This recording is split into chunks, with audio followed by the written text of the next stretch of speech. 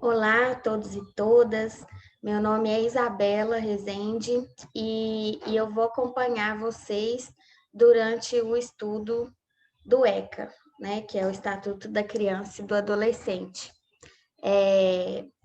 Primeiramente, eu gostaria de trazer algumas informações sobre minha trajetória acadêmica. Eu sou graduanda em Serviço Social pela Universidade Federal de Ouro Preto, Minas Gerais, e estagiária do setor de Serviço Social do Instituto Federal de Educação, Ciência e Tecnologia, no campo de Ouro Preto. Aí aqui eu já deixei aqui embaixo, né, o contato do meu e-mail, caso vocês queiram entrar em contato para né, tirar alguma dúvida, algum possível esclarecimento, vocês podem me contactar através do e-mail, tá bom? Primeiro eu vou trazer também, né, a metodologia do curso. Eu pensei principalmente, né, em fazer uma apresentação do contexto sócio-histórico, né, nacional e internacional, que influenciou, né, a elaboração do ECA, mas também de outras legislações que precederam o Estatuto da Criança e do Adolescente. O próprio ECA em si, né, que é o material para o concurso mesmo, e trouxe também algumas indicações de filmes, documentários e músicas que se relacionam a essa temática. E aí eu coloquei questões que serão discutidas, coloquei um asterisco, porque nessa aula inaugural a gente não vai discutir nenhuma questão, tá bom? Elas serão discutidas ao longo das demais aulas.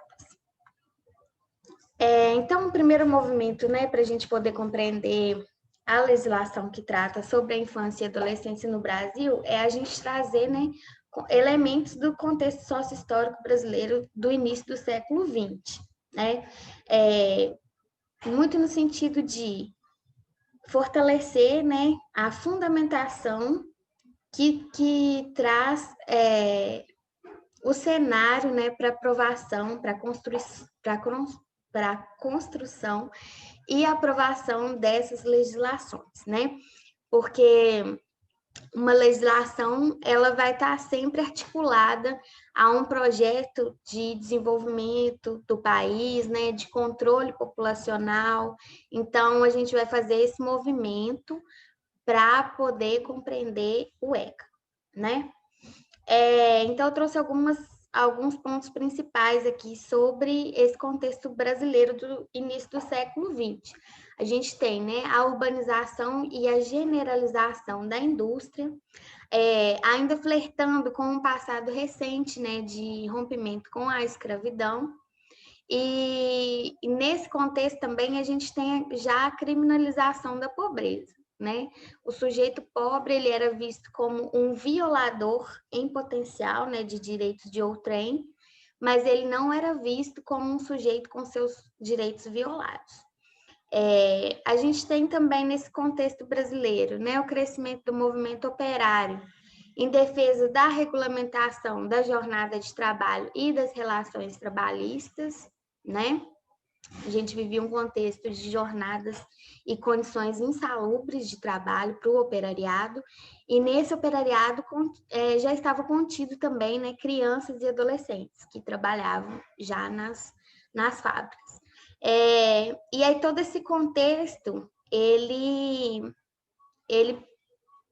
pedia, né, a atuação do Estado, ele requisitava respostas, né, por parte do Estado para poder controlar esse cenário que estava sendo colocado no Brasil naquela época. Aí a gente vai ter, para discutir mais especificadamente, né, a questão do menor, que, conforme eu disse, né, agora há pouco, eles já estavam formando, né, já estavam compondo a classe trabalhadora brasileira. Eles eram, né, os mini operários. E eles já estavam, portanto, né, expostos a jornadas excessivas de trabalho fabril. Além disso, né, eu gostaria de trazer uma diferenciação que é muito importante para a gente poder compreender, né, as continuidades, as rupturas entre as diferentes legislações que tratavam sobre o amparo à criança e o adolescente, que são questões terminológicas, né? Menor. é um termo pejorativo utilizado para indicar a criança e o adolescente que estava em situação de rua, que estava em situação de miserabilidade, marginalizado. Essa criança, ela tinha, né, uma classe social, ela tinha uma cor, né, na maioria das vezes ela era uma criança negra. E aí, esse menor, ele era considerado um sujeito que não era criança, ele era um sujeito marginalizado e que era visto como portador de potencial para a criminalização. E aí já crianças eram aquelas e aqueles, né, filhos da elite brasileira, né, das elites brasileiras, e que eles eram, portanto, né, nascidos em famílias com maior nível socioeconômico, educacional e etc. Então, essa é uma diferenciação muito importante também para a gente sempre ter em mente, tá? O menor, ele era considerado um empecilho à modernização, porque o Brasil ele estava numa construção, né, uma proposta utópica de modernização da sociedade. Então, aquelas pessoas, né, em situação de rua, vulneráveis, que com potencial para criminalidade, elas eram sim consideradas um empecilho tanto à modernização quanto uma ameaça à integridade das famílias, né? E aí a gente vai ter uma instituição muito importante no trato com esses sujeitos, né, que é a Igreja Católica. Ela vai fazer essa primeira movimentação no sentido do assistencialismo a esses sujeitos, né? E ela vai ter uma trajetória maior, né, na lida com esses sujeitos. Ela vai construir essa trajetória, né, nesse cuidado com as crianças e os adolescentes marginalizados, né? Desde o período colonial até o período republicano. E aí, essa condição de marginalização, de pobreza, de miserabilidade, ócio e criminalidade das crianças e adolescentes nas ruas, elas culminaram em uma pressão maior para que o poder público interferisse e lidasse com essa questão, porque só a Igreja Católica já não estava sendo a demanda estava sendo muito grande, né, para a Igreja Católica, e ela não estava, né, conseguindo atender, e também esse atendimento dela não estava sendo um atendimento tão eficiente e eficaz como deveria ser, né? E aí a gente vai ter também no período republicano a orientação dos pressupostos higienistas, né? Que era a proposta de higienizar a sociedade, os centros urbanos, né? E essa proposta, esse pressuposto higienista, ele está associado, né, à medicina, à justiça, à educação e à assistência pública. Aí eu vou discorrer mais sobre isso mais à frente, tá? Então, conforme eu disse, né, as legislações, elas têm uma interface muito grande, muito direta com o contexto político-social da época em que elas foram criadas, né? E essa questão do menor, né, da criança e do adolescente, ela já é uma questão potente na sociedade brasileira muito antes da aprovação do ECA, né? O ECA ele foi aprovado, ele foi, né, promulgado em 1990, construído e promulgado em 1990. Mas já haviam legislações anteriores a ele que tentavam cuidar dessa demanda, né, da criança e do adolescente. E aí, o primeiro deles, né, a gente vai localizar em 1927, que é o Código Melo Matos. Esse nome, né, Melo Matos, na verdade, é o sobrenome do primeiro jurista de menores que o Brasil teve. Então, o código levou o nome dele, né? Ele ficou em vigência de 1927 até 1979 e foi, né, a primeira política pública sobre a infância criada no Brasil, embora ele tenha sido fundamentado no Código Criminal de 1830.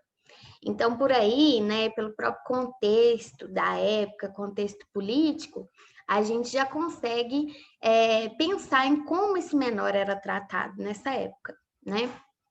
Então, eu trouxe alguns aspectos que eu acho que são salutares nessa interpretação, né? o menor é definido como delinquente, né, que é o efeito, e o abandono dele seria a causa dessa delinquência. Aí esse código, ele assegurava, né, o afastamento das crianças e adolescentes do seu núcleo familiar e a destituição do poder patrofamiliar justificados pela ausência de renda. Ou seja, mais uma ferramenta, né, de criminalização da pobreza. Se essa família era pobre, não tinha condições, né, de uma renda favorável, né, digamos assim, ela já automaticamente ela estava à mercê de perder, né, o seu filho, a sua criança e o seu adolescente por causa, né, dessa condição financeira. E aí o juiz, ele, né, ele destituía o poder pátrio familiar e ele encaminhava essas crianças e esses adolescentes para uma internação em uma instituição disciplinadora. Porque aí também a gente tem que refletir sobre o seguinte: essa questão eram duas questões potentes ali, né? Era a criminalização da pobreza e também eles consideravam que tinha influência genética dos pais nessa situação, né, do menor abandonado. Então, para tentar cortar, sanar essa influência genética, também eles justificavam esse afastamento da família. Essas instituições disciplinadoras, elas nada mais eram do que centros que promoviam uma correção comportamental, ou seja, era uma forma de ajustar o sujeito àquela sociedade que se queria efetivar, né? Aquela sociedade moderna. E aí tinha também a educação profissionalizante. Por quê? Porque esses sujeitos que estavam nas ruas, que estavam marginalizados, vivendo do ócio, eles eram tidos como vadios, né? E o governo, isso incomodava muito o governo brasileiro. Então, eles ofereciam, né, essa correção comportamental nas instituições disciplinadoras associadas à educação profissionalizante, que era para realmente formar cidadãos que fossem úteis ao país. Em linhas gerais, então, o Código de Melo Matos, ele era voltado, né, para a tutela, que era uma intervenção direta de né, ações de isolamento desses sujeitos, né, das crianças e adolescentes, do menor, né, em situação irregular, que era o menor vadio e também o menor trabalhador, né? Porque como já estava nesse movimento do operariado construir a luta, né, em defesa da regulamentação da jornada de trabalho, das condições de trabalho, então o Estado percebeu que tinha que controlar, né, que essa situação do menor que trabalhava também, né? Durante a vigência do Código Melo Matos, né, que ele vigorou de 27, perdão, a 79, então, assim, foram muitos anos, né, um período histórico bem amplo. Então, aconteceram várias movimentações para poder realizar mudanças no trato dessa questão, né, da infância e da adolescência no Brasil. E aí eu trouxe, né, algumas datas específicas e algumas legislações específicas, claro que todas elas atreladas, né, ao Código Melo Matos, nenhuma delas era superior a ele, né? Aí, em 1940, a gente teve a criação do SAM, que é o Serviço de Atendimento ao Menor. Esse SAM, ele seguia a lógica do sistema penitenciário adulto. Então, era coerção e violência para poder integrar esse menor à sociedade. Em 1943, a gente teve a Lei de Emergência, que foi uma mudança também na nomenclatura. Esse menor passa de delinquente para infrator, mas ainda tentando assegurar a propriedade privada, né? Ou seja, aquela perspectiva, né, do menor que tem potencial para se tornar um criminoso, e também a perpetuação dessa criminalização do menor, né? Aí a gente vai ter a Política Nacional do Bem-Estar do Menor. em 1964. Então, com a ditadura militar, tiveram denúncias, né, sobre o SAM, de abusos, enfim, improbidades no SAM, e aí ele mudou de nome. Ele passou a ser FEBEM, que é a Fundação Estadual do Bem-Estar do Menor, e a FUNABEM, que é a Fundação Nacional do Bem-Estar do Menor, né? Uma em caráter nacional, a outra em caráter estadual. E aí, o menor, ele passa a ser visto não mais como um risco social, mas como um sujeito abandonado e carente. Nessa época também, né, do início da ditadura, a gente tem, né, o fim do Estado Novo e, em nível internacional europeu, também a instituição da Declaração Universal dos Direitos da Criança. Então, o Estado, a família e a sociedade passam a ser vistos como responsáveis pelas crianças. Além, né, de continuar a responsabilização das famílias pobres, né, continua esse processo de criminalização da pobreza, e a internação ela passa a ser um recurso último, né, um pouco diferente lá do início do código, né, da vigência do código, que a internação ela era quase praticamente o primeiro recurso, né, a ser adotado. Essa criança e esse adolescente, ele era retirado do seio familiar e ele era internado para poder ser disciplinado, enfim. Todas as questões que eu trouxe agora há pouco, né? Aí, em 1967, a gente tem a Lei 5.258, que representa um retrocesso. Ela retrocede por quê? Porque volta a equiparar as crianças e os adultos, né? Semelhante ao que ocorria no tempo anterior. E, embora a gente já tivesse aí uma força popular questionando esse retrocesso. Aí, em 1969, também, ainda sob o regime da ditadura militar, tem a promulgação, né, da Lei 5.439, que retoma a Lei de Emergência, lá de 1943. Então, assim, a realidade, né, da legislação brasileira sobre a infância e adolescência, ela é permeada por avanços e retrocessos, né, de acordo com a demanda da dinâmica social mesmo e política do Brasil, né?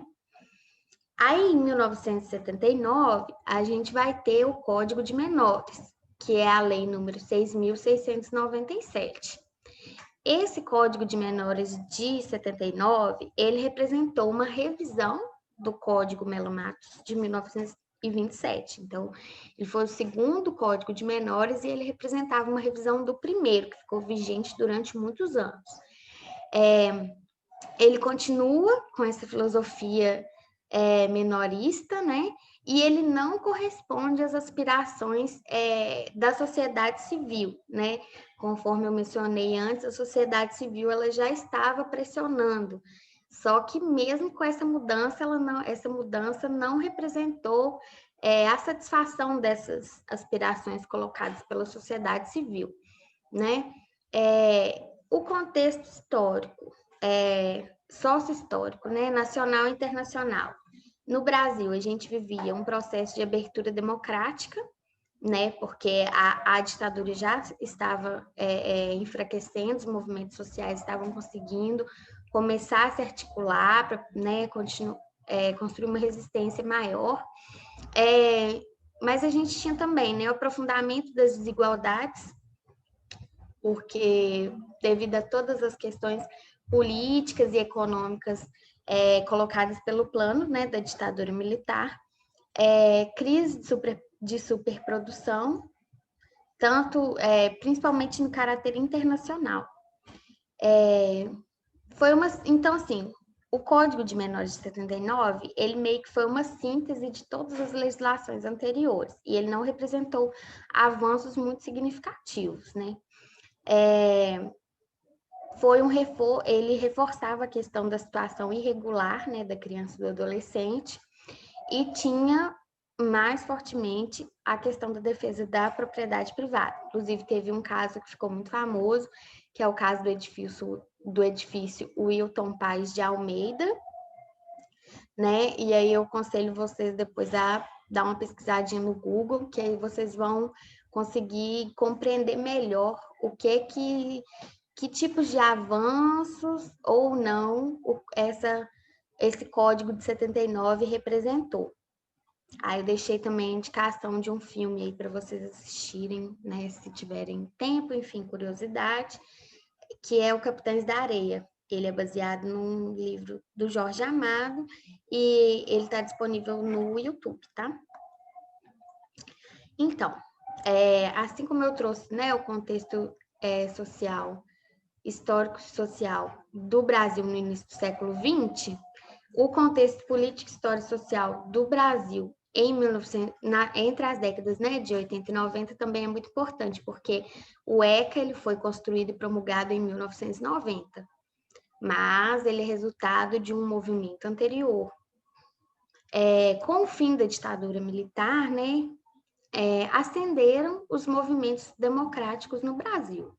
Então, assim, a ditadura militar era um regime, né, de exceção, onde as garantias individuais e sociais eram restritas sob a justificativa de conseguir, né, uma segurança nacional. Mas, na verdade, a gente sabe que o verdadeiro intuito era a manutenção do regime militar, né?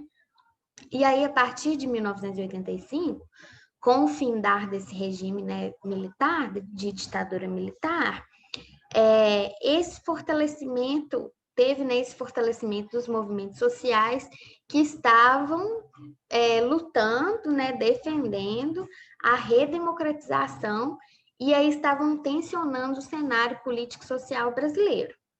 Aí, em 1988, através da Assembleia Constituinte, é promulgada a Constituição Federal de 1988, que ficou conhecida como Constituição Cidadã.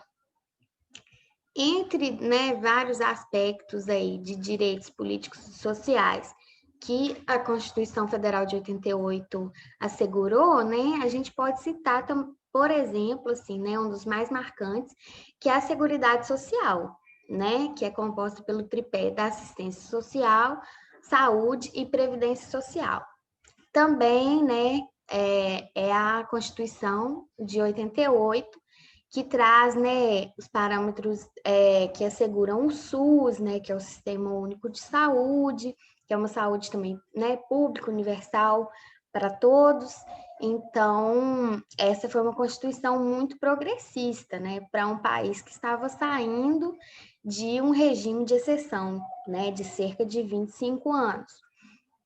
Então, na Constituição Cidadã, já aparecem também algumas prerrogativas que asseguram, né, a questão da infância, de se assistir à infância e adolescência brasileira. E aí, nos artigos, né, por exemplo, o artigo 227, ele traz, né, o reconhecimento legal da corresponsabilidade do Estado junto à família e à sociedade na oferta e garantia de direitos, né? Que viria a ser o esteio da criação, da promulgação do ECA, né? Na década de 90.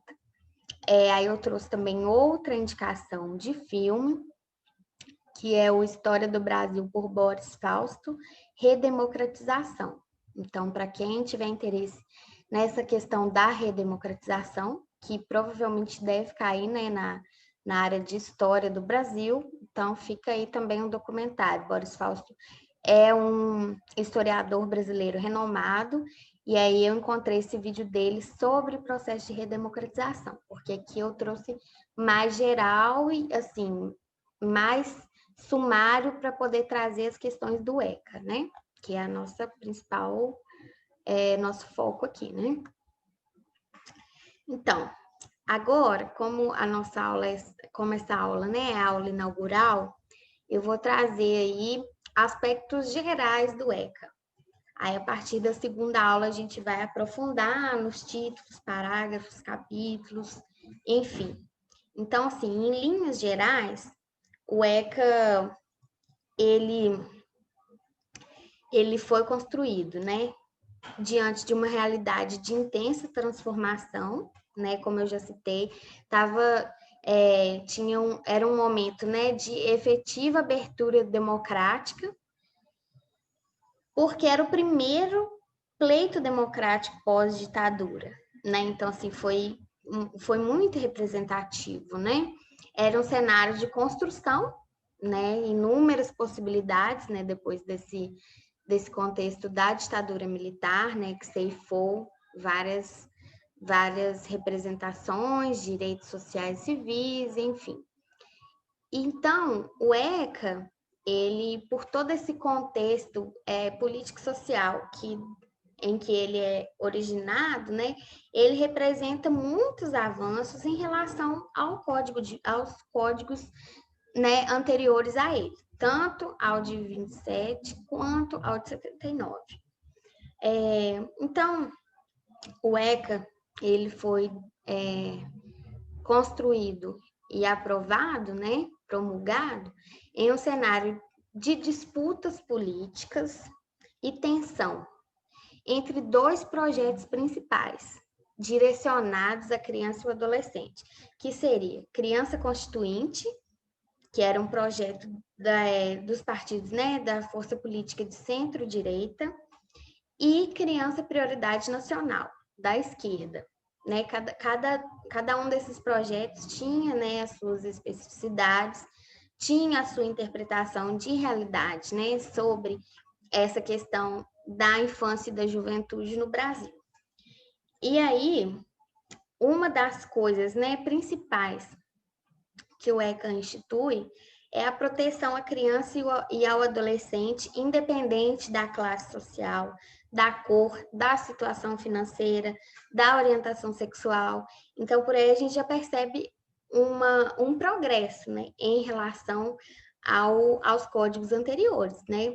Principalmente essa questão da situação financeira. Então, assim, já é uma tentativa, né, de desconstrução dessa criminalização da pobreza, que foi um aspecto potente nos códigos anteriores, né? Ainda sobre o ECA, né, ele surge numa pragmática neoliberal, né? Ou seja, o Brasil ele estava acompanhando o contexto internacional de produção no capitalismo, então o neoliberalismo estava chegando ao nosso país. Então, assim, essa própria proposta, né, política neoliberal, ela já colocou limites à efetivação do ECA como um todo, né? A gente não vai discutir isso agora, nesse momento, mas fica aí a reflexão, né, para vocês. O ECA também veio reafirmar direitos que já apareciam, né, bem incipientes na Constituição Federal de 88, né, como aquele artigo que eu citei agora há pouco. Um avanço, né, colocado pelo ECA foi que as crianças e os adolescentes agora se tornariam, né, sujeitos de direitos e sujeitos com direitos à proteção universal, ou seja, não tinha mais aquela equiparação entre a criança, adolescente e o adulto, né, aquele tratamento igual entre esses dois sujeitos distintos, né, sujeitos sociais distintos. Mudou-se também, né, a forma como o Estado lidava com esses sujeitos e com as demandas desses sujeitos, né? Isso muito fruto de uma pressão também internacional, porque essa temática ela já estava também no contexto internacional, embora o protagonismo seja brasileiro, né, por causa do ECA, mas já tinha essa pressão internacional também para o Brasil lidar com essas questões, né? Um ponto importante também sobre a promulgação do ECA, né, foram os lobbies no Congresso, né? O ECA ele foi aprovado muito graças também aos lobbies no Congresso e articulação de diferentes atores sociais que se envolveram com a temática e lutaram em defesa dela, né? Conforme eu disse, né, ele reafirmou que já estava previsto nos artigos 227 e 228 da Constituição. Aí agora eu vou trazer, isso foi mais assim, o cenário político, social e econômico do Brasil durante a construção e a promulgação do ECA, né? Agora eu vou trazer questões mais pontuais do ECA em si, questões mais gerais, na verdade. O ECA, diferente, né, dos códigos anteriores, ele não fazia mais, ele tentou, né, mudar essa leitura que equiparava a criança e o adolescente e o adulto. Então, a fase de desenvolvimento desse sujeito, né, dessa criança ou desse adolescente, ela passa a ser reconhecida, né, para vias de resposta por algum ato infracional que ele tenha cometido, né? Ou seja, ele não vai ser penalizado como um adulto é penalizado, o que representa um avanço muito importante, né? O alvo deixa de ser o menor. A responsabilização sempre caiu em torno do menor, né? Pela sua condição. Claro, ali tinha, né, a família, que também era culpabilizada. No Código Melo Matos, tinha a questão do paternal, né, do pai ser responsabilizado, mas as ações elas caíam sempre em cima do menor. Então, a partir do ECA, esse sujeito, né, essa criança, esse adolescente, ele não é mais responsabilizado em si, pelas suas ações, pela sua condição. É considerado, né, todo um contexto geral de existência e sobrevivência desse sujeito na sociedade, né? Então, o Estado, ele não é mais, ele não consegue mais se omitir da sua responsabilidade, né, pela existência e sobrevivência daquele sujeito. O ECA, ele é inovador, né, no que tange ao conservadorismo que estava presente nos códigos anteriores. Então, ele tenta romper com esse conservadorismo, né, a própria interpretação da criança e do adolescente enquanto sujeitos de direitos. Então, são prerrogativas que mostram, né, o quão o ECA foi um resultado progressista, né, eu diria, para aquele tempo histórico e em relação aos tempos históricos anteriores que se dedicaram, né, ao trato da criança e do adolescente. Mas claro que o ECA tem os limites dele também, né, gente? O ECA também introduziu a perspectiva, né, de garantias constitucionais àqueles sujeitos, né, que ele defendia, e ele também se mostrou como uma ferramenta de participação social, né, porque vários sujeitos sociais se envolveram para poder construir e discutir o ECA. Essa questão da participação popular também, ela ficou muito evidente, né, com a criação dos conselhos, né? Por exemplo, o CONANDA, que foi o Conselho Nacional dos Direitos da Criança e do Adolescente. Então, o CONANDA, ele foi criado também como uma das prerrogativas dentro do ECA, né?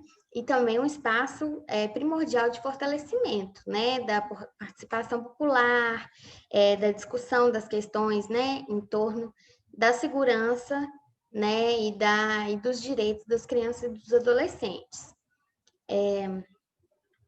Teve também a questão da municipalização e superação da dicotomia entre planejadores e executores, né? Porque antes tinham os planejadores das políticas e os executores. Agora, com o ECA, teve uma junção maior, né? Uma conversa maior entre esses dois sujeitos que antes estavam separados, né? Cada um na sua função. O ECA também trouxe um fortalecimento da parceria Estado e sociedade, né? Como, por exemplo, a criação do Programa de Proteção a Crianças e Adolescentes Ameaçados de Morte. Então, assim, foi um movimento muito importante também, né? Sustentado, fundamentado pelo ECA. Além disso, o ECA também se mostrou como uma ferramenta muito importante de fortalecimento de parcerias público-privadas, né? Que também é uma questão que tem muita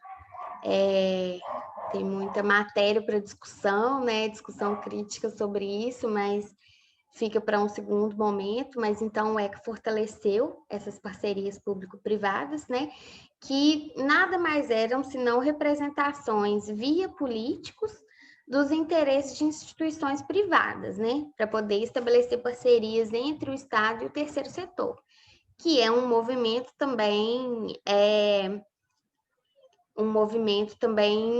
com fundamentação ali na política neoliberal, né? Um movimento muito forte hoje em dia, né, em 2020. Então, começou ali na década de 90 e teve também a sua materialização com o ECA, né?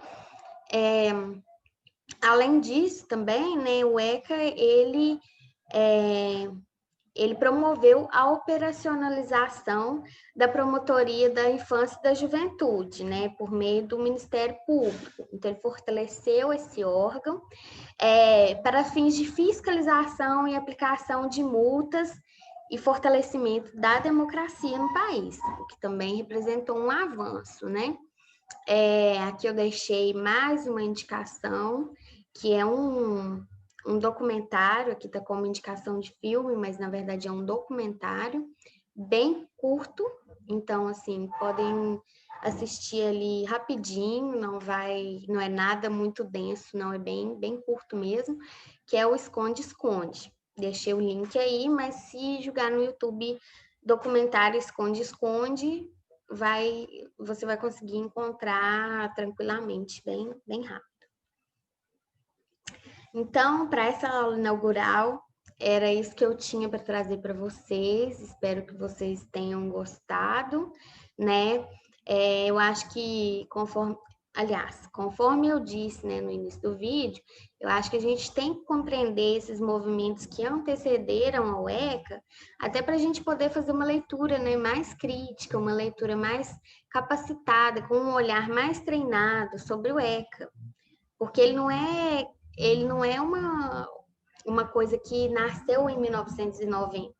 Não, ele já tinha, né, um acúmulo teórico, social, político, tinha muitos interesses envolvidos, o próprio contexto político-social do Brasil, que saía de um período, né, de ditadura militar, para entrar, né, retomar aí a democracia. Então, tudo isso influiu, né? O contexto internacional também influiu, como eu expliquei aí resumidamente para vocês. Então, eu achei muito importante nessa aula inaugural a gente fazer essa retomada desse contexto para poder a gente conseguir entender, né, os avanços do ECA, como que o ECA nasceu, quem defendeu o ECA, né? A quais interesses o ECA responde, e também fazer esse paralelo com essas legislações anteriores, né, que também existiram, porque a questão da infância e da adolescência no Brasil sempre existiu, né, só que ela teve tratamentos, né, olhares diferentes, muito distintos, né, que sai da criminalização daquele sujeito pela condição dele, da pobreza associada a essa criminalização, ele passa também pela família pobre, né, que tinha seu filho retirado, né, do seu núcleo familiar, até chegar, né, na década de 90, na redemocratização, que aí é criado o ECA, com todos esses pressupostos mais progressistas, as crianças e os adolescentes como sujeitos de direitos, né, que precisavam de uma legislação que os entendesse de tal forma, uma legislação que obrigasse o Estado a não ser omisso diante dessa questão, a não tratar mais essa questão como uma questão de polícia, como uma questão que a violência resolveria, a não tratar essa questão como uma questão de adequação do sujeito, né? A não nivelar, a não dar o mesmo tratamento para adultos e crianças e adolescentes. Então, o ECA, sem dúvidas, ele representou um avanço muito grande, né? Mas ele é fruto de um contexto social muito específico, né? Então, agora, né, tendo todo esse panorama geral aí sobre o ECA, a gente pode se dedicar à legislação em si, porque ela ela é muito progressista, mas ainda assim ela deixa algumas brechas, né, que a gente vai conseguir discutir aí ao longo dos encontros. E quaisquer dúvidas que vocês tenham, podem me mandar e-mail, tá bom? Sem problema.